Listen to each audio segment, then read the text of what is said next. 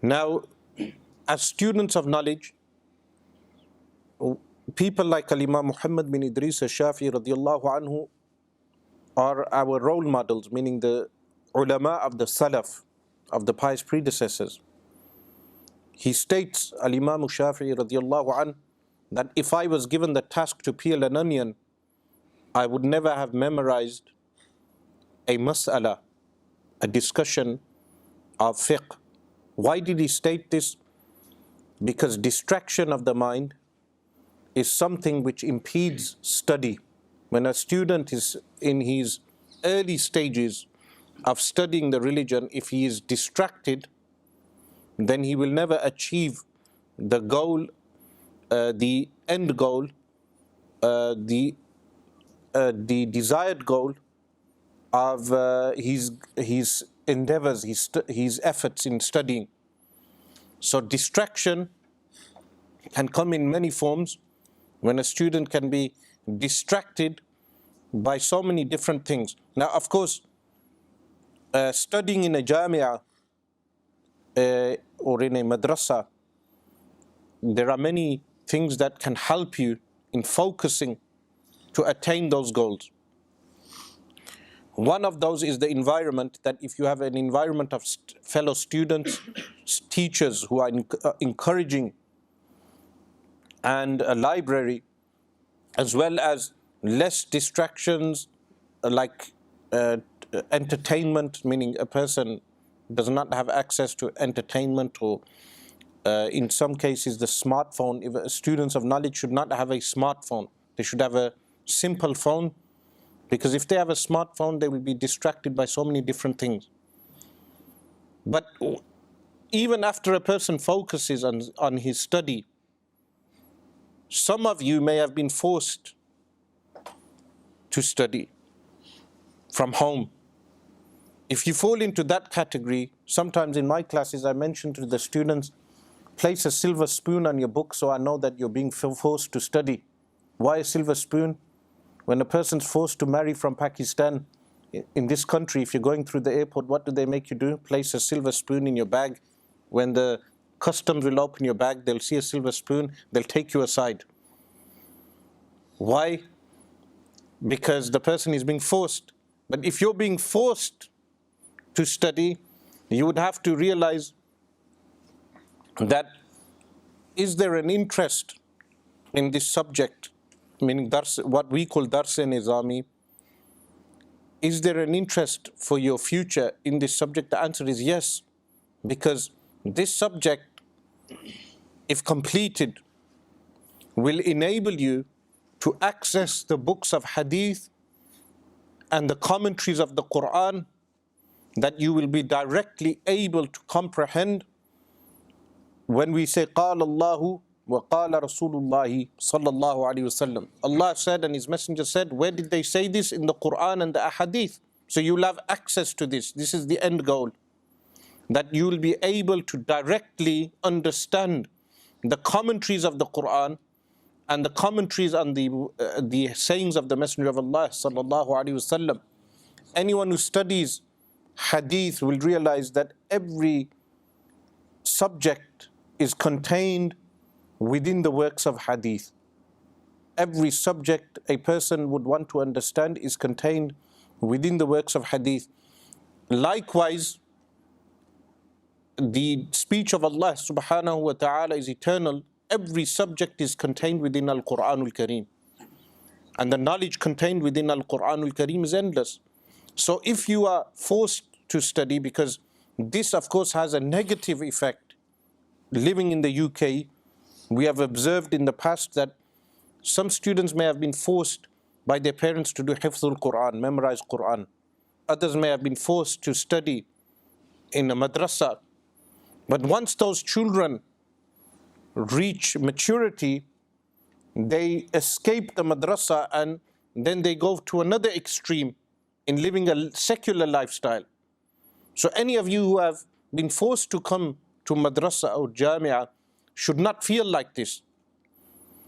You should not feel that you are being forced to study. No, you should comprehend why are you studying this and change, as is emphasized that the niyyah, the intention is important, that the intention should be correct.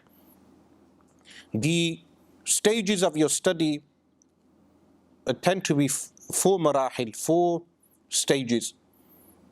Of course, the course has been shortened to 5 years, I think, here, 6 years.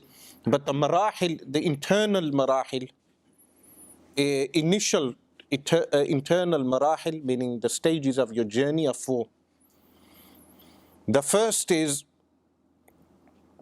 being able to read Arabic text. This is your first step. This is the most difficult step in studies. In fact, most people drop out at this stage.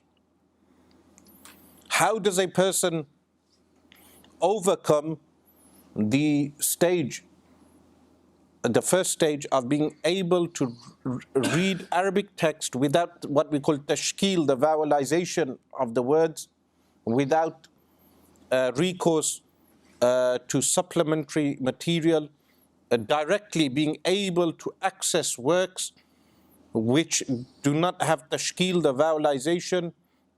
How do we read those works? This is the very first difficult stage a person goes through. Most of the time you will notice those who are hufazul Quran, who have memorized Quran, they will proceed through this stage better than those who are not hufazul Quran. What does this show? That there is a blessing in the Quran, that the Quran gives you the ability to comprehend knowledge. Ibn Rajab al-Hanbali rahimahullah ta'ala mentions in Tabaqatul Hanabila, a book compiled on the Tarajim, biographies of the Hanbali ulama up to his time. He mentions in the biography of one of them that when the teacher advised the student, the student was going abroad to study. So he said to him, give importance to the Quran, that if you give importance to the Quran, Allah subhanahu wa ta'ala will place blessings in the remainder studies, that you will attain everything else. But if you abandon the Quran, you may attain some knowledge, but you will not attain everything.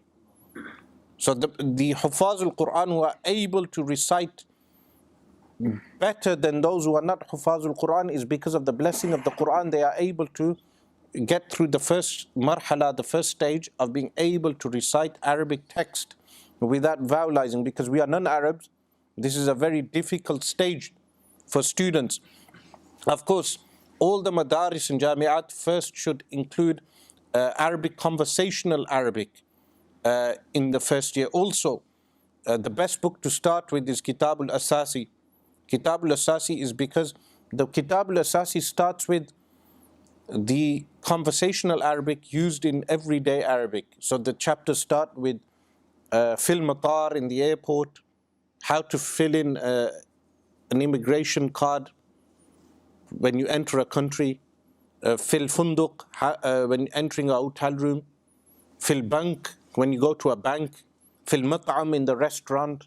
This is a conversational Arabic that we use in every day. Now, why is this important? I will mention that in the second marhala, the second stage. But in the first stage, the student needs to know things like which noun has a tanween and which noun doesn't have a tanween. It's very annoying when a student reads a text and he'll say daribu without al attached, and say daribu, and you say, is it mudaf? Why are you reading it without tanween? It's not mudaf, it's not ghair munsarif. Meaning comprehending just a simple thing, when does a noun have a tanween and when doesn't it have a tanween? Because as important as it is applying a tanween, annoying it is when a student doesn't place a tanween on a noun which has a tanween, a simple thing.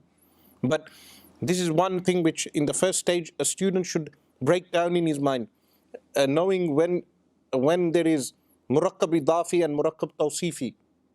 So imagine reading al-rajul al-alimu as murakkab idafi. Yes, it's annoying. Likewise, murakkab idafi, reading murakkab idafi like kitabu zaydin as kitabun zaydun. So and in the first stage, some of you are probably in the first year or second year. The people in the first, second year, sometimes even in the third and fourth year, students struggle with this. The reading of the Arabic does not improve, because just recognizing a murakkab idafi and murakkab tawsifi, the distinction between the two, or knowing when this is mubtada and khabar. So imagine confusing mubtada and khabar with murakkab tawsifi, or mubtada and khabar with murakkab idafi, or knowing a fa'il and a fa'il, or fa'il, fa'il and maf'ul bihi. And then of course you go into the other stages of reciting Arabic text. There's one thing in this first stage, that is understanding Arabic expressions used in the classical books. Because what happens in the syllabus is that you are limited to a set amount of books. So in one subject, the set books are limited to certain expressions. So in Nahw alone, we have Sharh Miyati Amil, Hidayatul Nahw, Al-Kafiya, and Al-Fawaid Al-Diya'iyah, known as Mulla Jami. Yes, these books. The expressions used in these works are sometimes the same expressions used again and again and again and again. So at the first stage, it's best to understand that in Sharh Miyati Amil, how many types of expressions are used. Like, for instance, when you did Sharh Miyati Amil, where the author states Nahwu, marartu bi Zaydin, Nahwu bihi da'un, this expression Nahwu. Later on, when you read Hidayatul Nahw or Al-Kafiya, you will not make the mistake of saying Nahwun. That would be a mistake. So this would mean that the early expressions in the earliest work are repeated in the other works. Like in Usul al-Fiqh, in Usul al-Shashi, the title of the book originally is Al-Khamseen, because the author was 50 at the time, even though they cannot even identify the author exactly. But in that work, the expressions of Aam, Khas, Mutlaq and Muqayyad and Mushtarak, and all these different discussions, Al-Mufassar, the expressions used in Usul al-Shashi are repeated again in Nur al-Anwar. The same expressions are, because these are the works they study in Usul al-Fiqh in the syllabus. Then in Nur al-Anwar, the expressions are repeated again in Muntakhab al-Husami by Husamuddin al-Ikhsikti, rahimallahu ta'ala. Then after Al-Husami, in the additional works At-Talwih wa Tawdih and Musallim al-Thubut, even though the end books, the ones at the end of every subject, these works are like a tapestry, the end books. They all link together.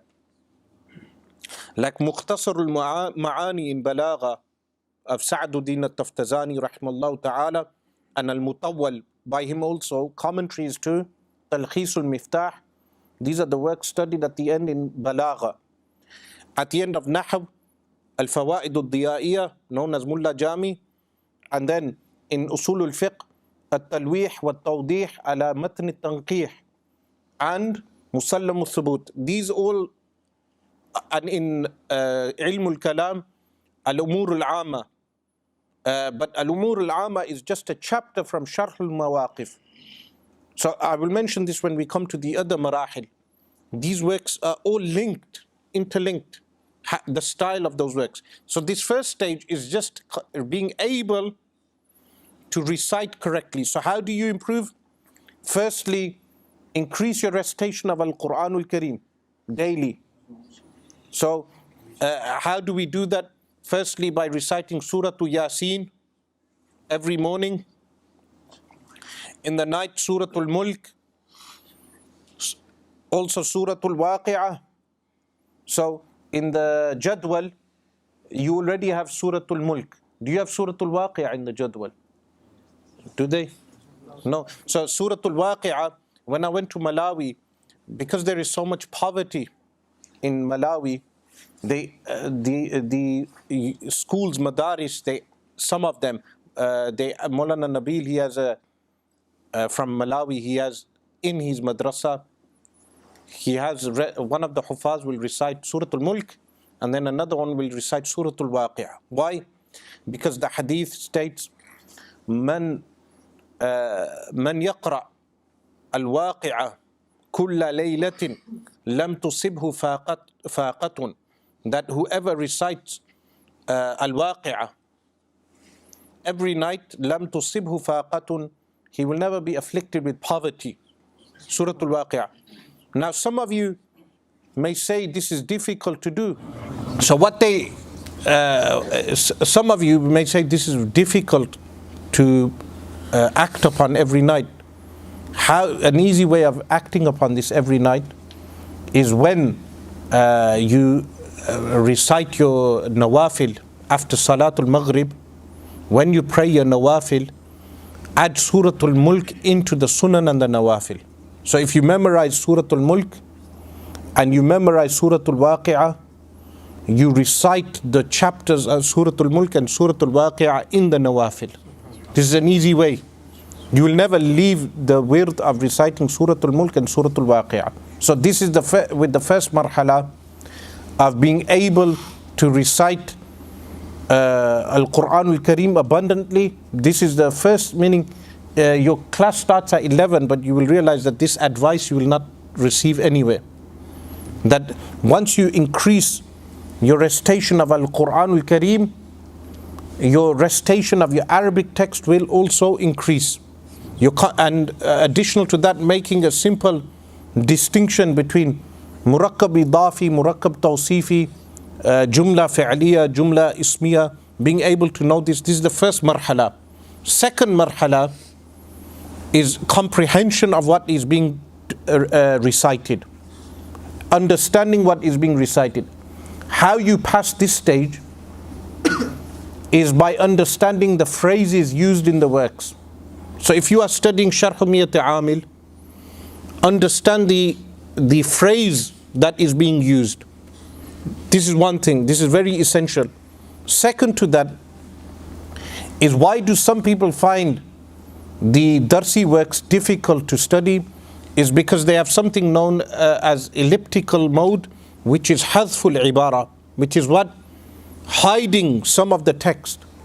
So the author may say something in 4 words or in a sentence. When the author states something in a few words or in a sentence, the student reciting the text is unable to comprehend what is the author intending to convey. But how do you understand this? The best way of doing this is by looking at the Hawashi and referring to a teacher. Comprehension of Arabic expression. But how do you increase your comprehension at this stage? Is by increasing your reading. If you do not increase your reading of Arabic texts, you will never be able to comprehend even the works that you are studying. Minimum, while you are in Al-Jamia, minimum, you must read at least 100 Arabic books, meaning in 6 years. It's not too much. In 6 years, 100 Arabic books in 6 years. 100 titles. What type of titles? For instance, Sharh Sudur is recited it's even published by the Maktaba. Sharh Sudur by Al-Imam Jalaluddin As-Suyuti rahimahullah. Recite that in Arabic. Sharh Sudur is not a difficult book to read. Riyadus Salihin. This may even be in your course. But like this 100 books, meaning if someone is a graduate and they say they are an alim of the religion, and aside from the syllabus books, they haven't read at least 100 titles in Arabic, in reality they are not considered an alim of the religion. So 100 titles of Arabic books. This will increase your comprehension of your Darsi books also. So 2 points on this second marhala and the second stage. The second stage, which is what? the stage of comprehension of the Arabic text. This, how do you increase this comprehension of the Arabic text? By reading Arabic works, 100 titles, which inshallah in my list of 100 titles, I will place this on Facebook soon. The titles will be placed for students of knowledge. If you read through those 100 titles, like Sharh al-Sudur, like other works, this will not only help you as a Madani, it will also help you as a Muballigh, because you will be able to lecture on a variety of subjects. So this second stage is the stage of comprehension. This happens during third year, fourth year, and fifth year, generally, with the stage of what? Comprehension. How many of you are in the first 2 years? Yes? And the rest of you are in second and third and fourth. In the second, third, and fourth year, this is the stage of comprehension, of comprehending what you are reading. If you do not have comprehension, that is because you are not looking at the phrases used in the Arabic that are repetitive in each subject, and likewise you are not looking at the elliptical method of the Arabic text, meaning like Al-Husami, Muntakhab al-Husami. If you look at Al-Husami, the text is short. Why is it short? Because the author is hiding much of what he wants to state. So because of this, some of the people may find these works difficult to grasp. And this is why, one reason why some of them think these books are difficult to grasp is because of the lithographic editions they have. Lithographic editions are what? The handwritten editions. And because of that, the typeset, or not the typeset, the handwriting is so difficult to read that people think the work is difficult. But now we have tandeed, which is typesetting, that the works are all typed. And the reading of the Arabic is easier. But the two things that you need to work on at this stage, Arabic expressions and understanding when there is something mahdhuf in the text. Like some of you must have come across in the text when they mention daf'u dakhli al-muqaddar, repelling a hidden question, and they say وَتَقْرِيرُهُ, its explanation is the following. These daf'u dakhli al-muqaddar that come in Al-Kafiya and Mulla Jami and even in Nur al-Anwar, they are the things that people find difficult. Do not concentrate too much at this stage with i'tiraz. The author said this and there's i'tiraz on this, and if you concentrate too much on this, you will end up studying the i'tirazat and not studying the book itself. Third stage is comprehension of the book. Now there is one thing is being able to recite the text. The second stage is being able to comprehend the text.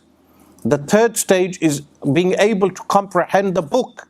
So for instance, if someone asked you and inquired, how do we understand, how did you understand Nurul Anwar? You need to know basic things like Nurul Anwar, the original text, the matn. The original text is what? Al-Manar. Who is the author of Al-Manar? You mentioned Al-Nasafi. Is he different to Umar Al-Nasafi, the author of Al-Aqaid, or is he the same as the Nasafi of Kanzu Daqa'iq? Meaning being able to know which Nasafi it is. What date did he pass away in? Then while you're studying Nur al-Anwar, reading Al-Manar alone, the matn, reading the matn separate to Nur al-Anwar as individually. Then knowing Nur al-Anwar is a commentary by Mullah Ahmad Jiwan rahimahullah ta'ala, knowing why did he write the book, and then knowing where the original text is, Al-Manar, and knowing where the commentary is. Like this Sharh Miyati Amil. Miyatu Amil is by whom? Abdul Qahir Al-Jurjani. Sharh Miyati Amil is by whom? The commentary is by Mullah Abdul Rahman al-Jami. By whom? So Sharh Miyat Amil, when you're studying this, you should know that the text itself, the mat, is by whom? Abdul Qahir al-Jurjani. The commentary who is discussing to you, you know, when at the beginning, Alhamdulillahi ala na'ma'i shamilati wa ala'il kamilati, all this is written by whom? Mullah Abdul Rahman al-Jami, the Sufi scholar al-Jami. He is also the author of Al-Fawaid al-Diya'iyya, the commentary on Al-Kafiyah. Knowing this is important. Then, meaning knowing the book is important. This is what I mean by knowing the book. And the fourth marhala, the fourth stage, is knowing the subject. So one thing is knowing the book. I know Usul Shashi, I know Nurul Anwar, but do I know Usul al-Fiqh as a subject? How would I learn Usul al-Fiqh as a subject? This is where my point about reading around, that you do not stick only to the books of the syllabus. You go and read around on that particular subject. Like Nahaw, you studied Nahaw Mir, Sharh Miyat Amil, then Hidayatul Nahaw, Al-Kafiyah, and then Al-Fawaid al-Diya'iyya, the 5 main books within the Dars Nizami. After studying these 5 books, a person should read around the subject, like Al-Ashbah wa Nazair of Jalaluddin al-Suyuti, or the works of Ibn Hisham, like Awdah al-Masalik, and the Shuruh of Al-Fiyah by Ibn Malik, the commentaries on Al-Fiyah. This is what we call a takhassus, specialization in a subject. So from your 5 to 6 years of study, you select a subject of takhassus, that you specialize in that subject, and then you read around that subject. These are the 4 marahil, 4 stages which every student of knowledge should go through. But there is something additional which I wanted to mention. That is that you should also improve on your English. So how, meaning as a graduate, a Madani graduate of Dawat Islami, representing Dawat Islami, but really you are not only representing Dawat Islami, you are representing Islam. Yes, you are representing Ahlul Sunnah wal Jama'ah. When you become a preacher or a scholar, a caller to Islam, the country that you live in, you must have good comprehension of everything within that country, or the culture of that country, the education of that country. How do we attain that? If someone is studying in a madrasa, I said to you, in 6 years, 100 titles, Arabic titles. Some of you may think this is incomprehensible or something unachievable. The response is that the 100 titles, not every book is 500 pages, and not every book is difficult to read. There may be some books that are voluminous and may take you time to read, like Shaykh al-Islam Mustafa Sabri's Sharh al-Mawqif al-Aqli wal-Ilm. An example, a voluminous book of 2,000 pages. But some of those books will be rasail, short books to read. But likewise, you must read 100 English books while in madrasa. 100 English books. Why? This is to improve your vocabulary and knowledge of the world around you, the society around you. And of course, within that will be some Islamic books. Like for instance, recently I gave a lecture on At-Tibb al-Nabawi, and I recommended the book of Al-Imam Jalaluddin al-Suyuti, the prophetic medicine. A good book to read. But some of those books will be books on broader subjects written by non-Muslims. Because if a person is saying that they are intending to become an alim of the religion, a scholar of the deen, they must have comprehension of the society around them.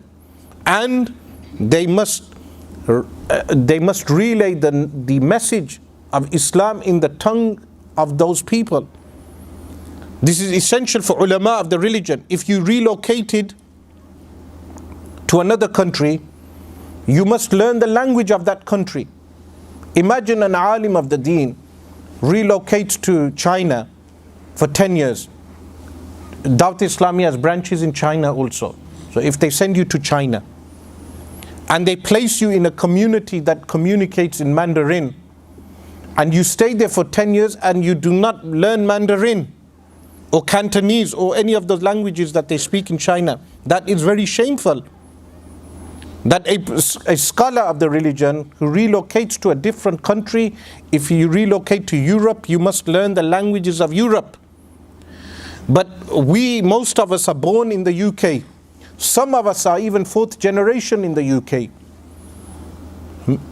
Meaning I would be third generation, my children are fourth generation in the UK. Many of you are also second or third generation in the UK. Some of you may even be fourth generation. If we are third or fourth generation, we must understand how this country and the history of this country. So reading a book on British history, on the kings and queens and monarchs of England, does not contradict studying Nizami. Some people think like this.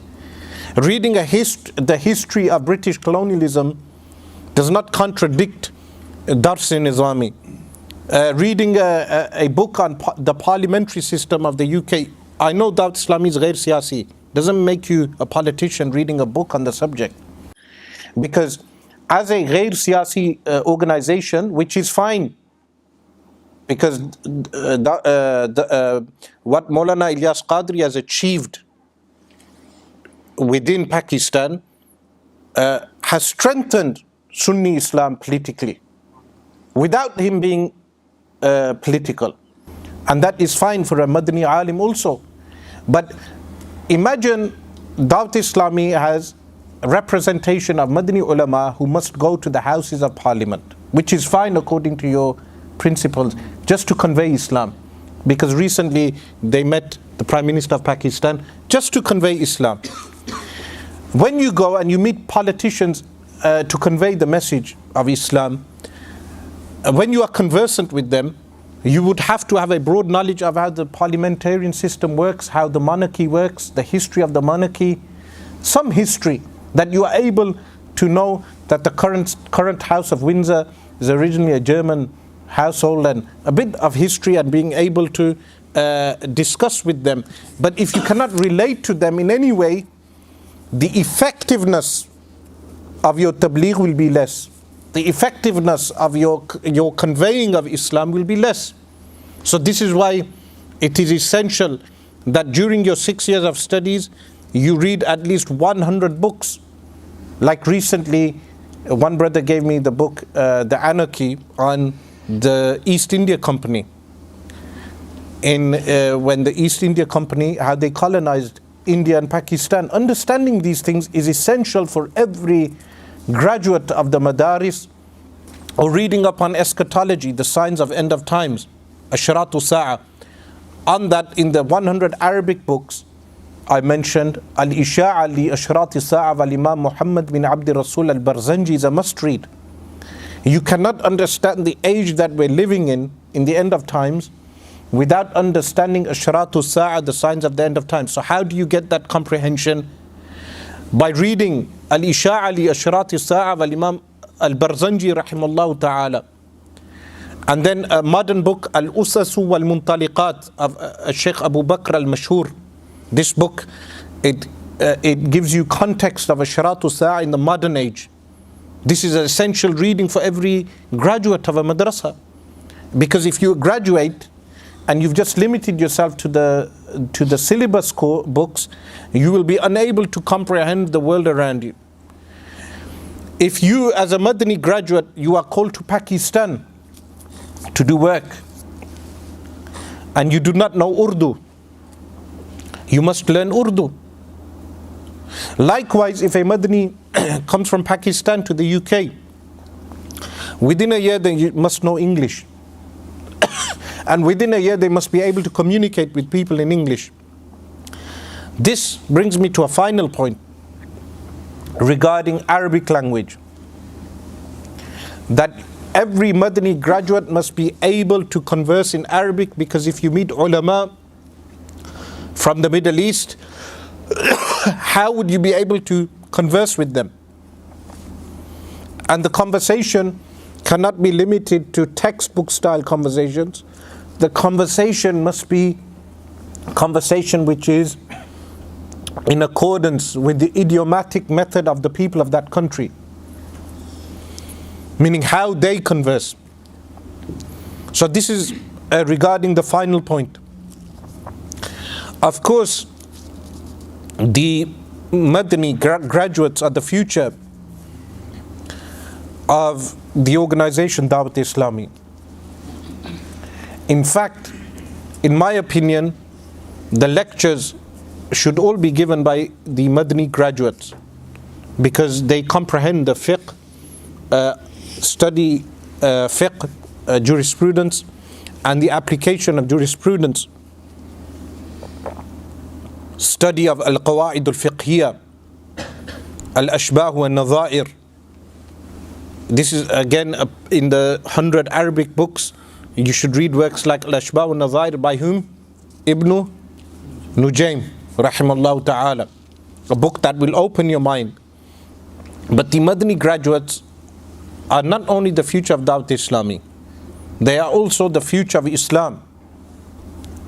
So the UK graduates, such as yourself, have an international role to play. How do you have an international role to play? You have an international role to play because the graduates from the UK are from a country which the language of which is the international language of the world. English is the international language of the world. Arabic is the international language of Islam. English is the international language of the world.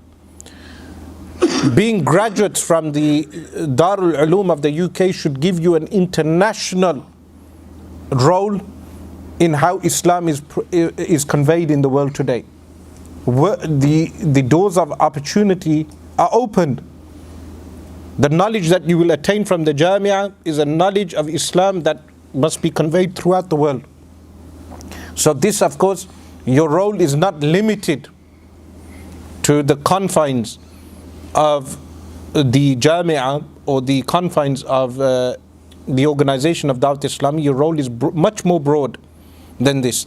So, and that will only be effective through your studies. That if your studies are correct, you will not only make the organization Dawat Islami more effective globally, you will also have an impact in terms of how Islam is conveyed in the world. So, of course, I do not want to impede on your class times, because your class times have started, but this was the short nasiha, words of advice I wanted to give. Maybe we can have questions and answers. Inshallah. So if any brothers do have questions, then don't hesitate. So, like I said, it's an honor for us to host Shaykh Asrar Rashid. Allah encourage you to seek knowledge.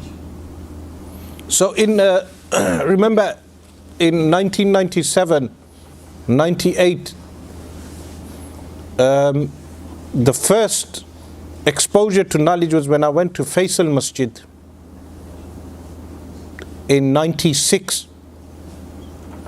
and my father bought me some books, one on the Battle of Badr, another on the Doomsday, on the Shiratu Sa'a. I read those works, and then later on I was also, I've mentioned this on numerous accounts, associated with Dawat Islami also in the early days. And when they would reference works like Kanzul Ummal, work on hadith, it was insufficient to read that being quoted in Urdu. That was insufficient for me. So that encouraged me to study. So when you remember in Fazani Sunnat, they have the chapter on Fazailul Quran. I think the first chapter is on, there was a work, they have Fazani Quran. Yes? I remember reading that, and some of the hadiths were being quoted in Urdu. Remember, it was very difficult in those days, because being born here, have to learn Urdu, and then translating that into English. It wasn't like in the 90s, it wasn't like how you have it now with English books. You could just open it up in English and read. But even when I acquired English translations of works, it was insufficient to read it in a foreign tongue. It was essential to learn the language of the Prophet ﷺ. So this was the early encouragement to study. That one of the main motivations was I would not want to be manipulated by anyone else who is misinterpreting the Quran and Sunnah. Yes?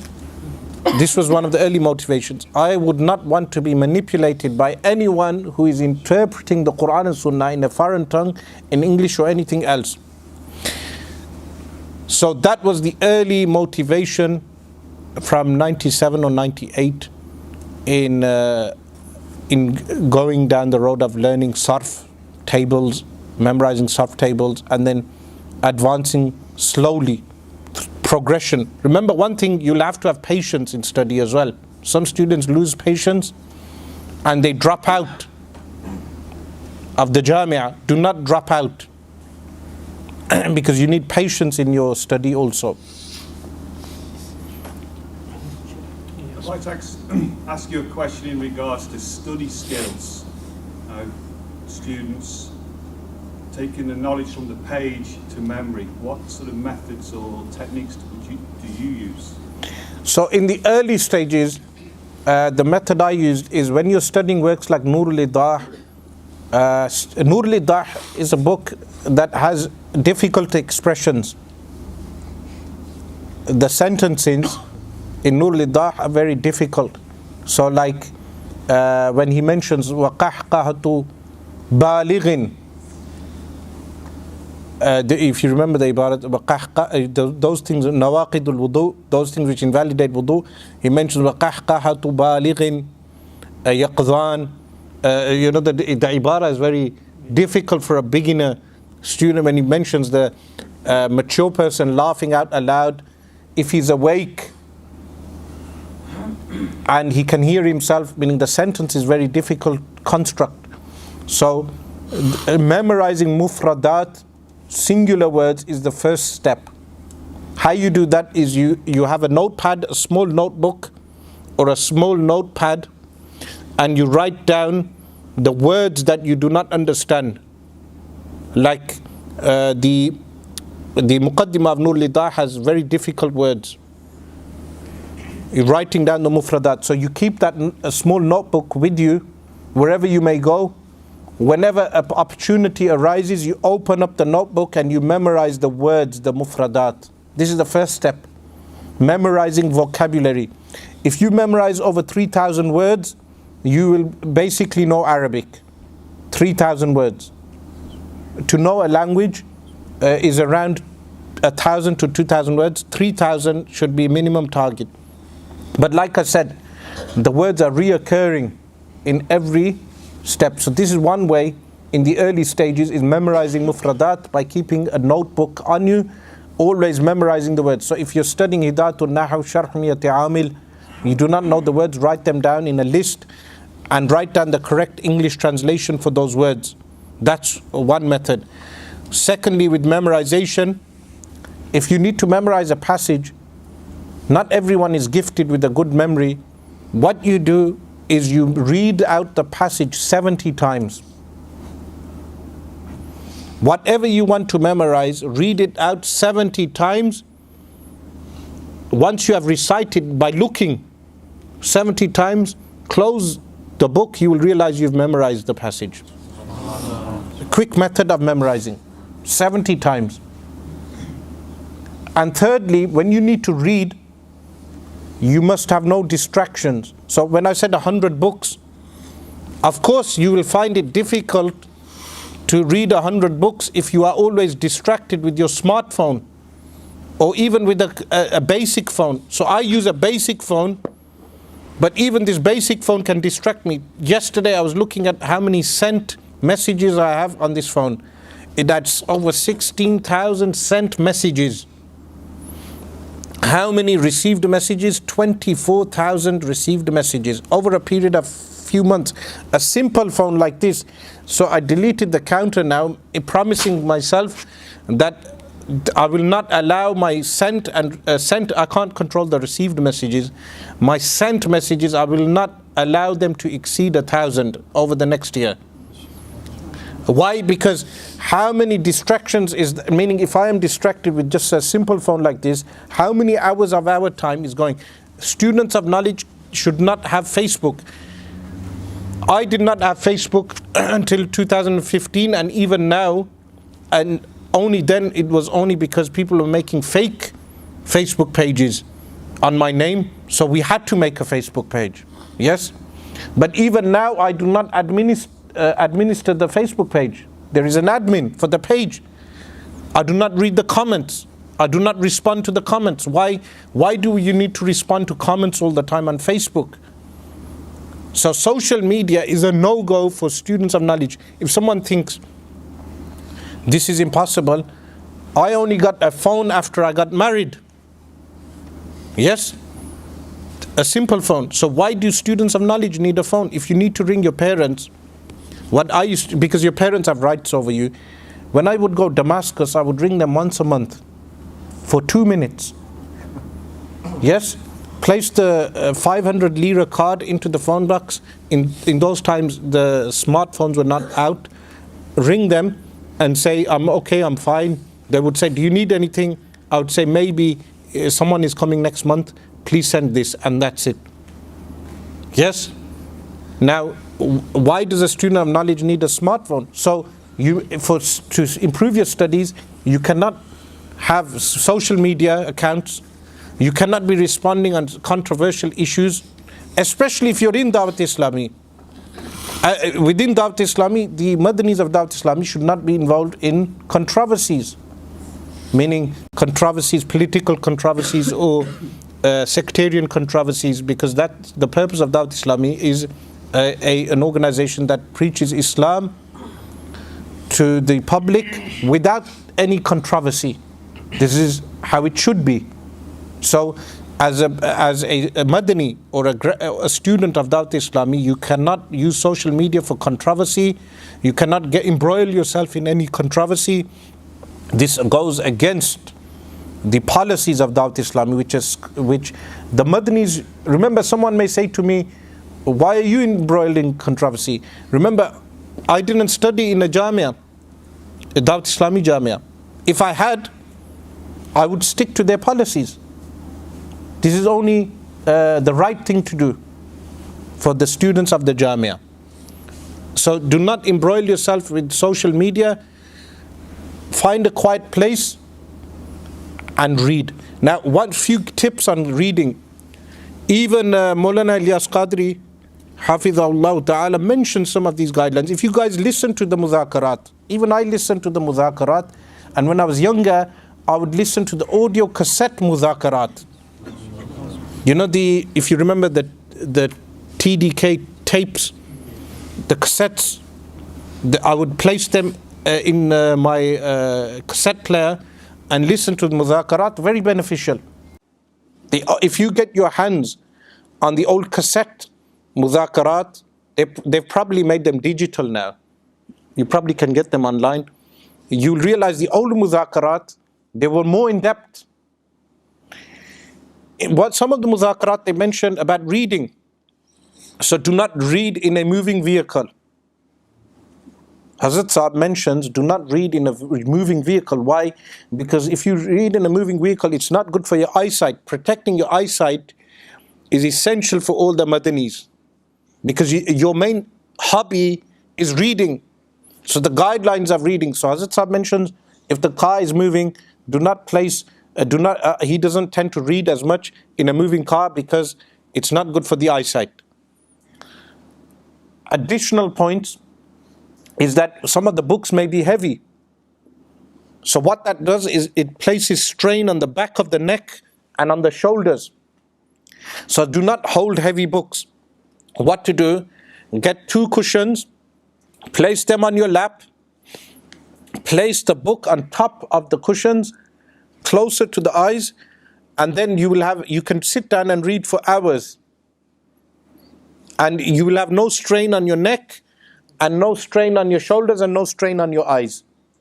Likewise, it's not haram to sit on a chair, because the Madanis, what will happen is your knees will, today people drink fizzy drinks and have takeaways. This is of course a different issue for the Madanis, meaning, if you remember, Hazrat Sahib wrote a book in 2004.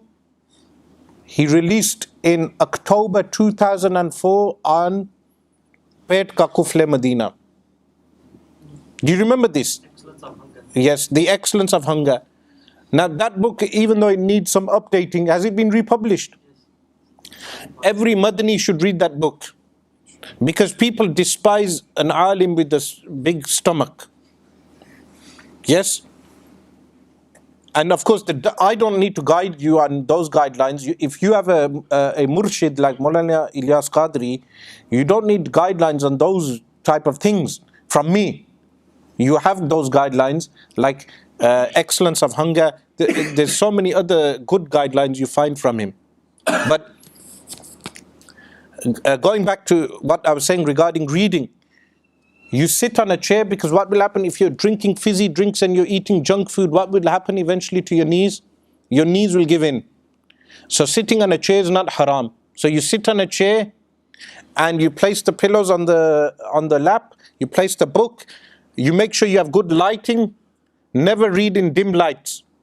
So some students, when they start reading, they will use a mobile phone light or a lamp light. I would advise have read in a room with the full light. Otherwise, in the long run, this will affect your eyes. So mobile phone, going back to mobile phone, if you're always on the smartphone, how will the light of the smartphone affect your eyes? Very badly. So those are a few tips that I can mention regarding studying, that you should read for hours.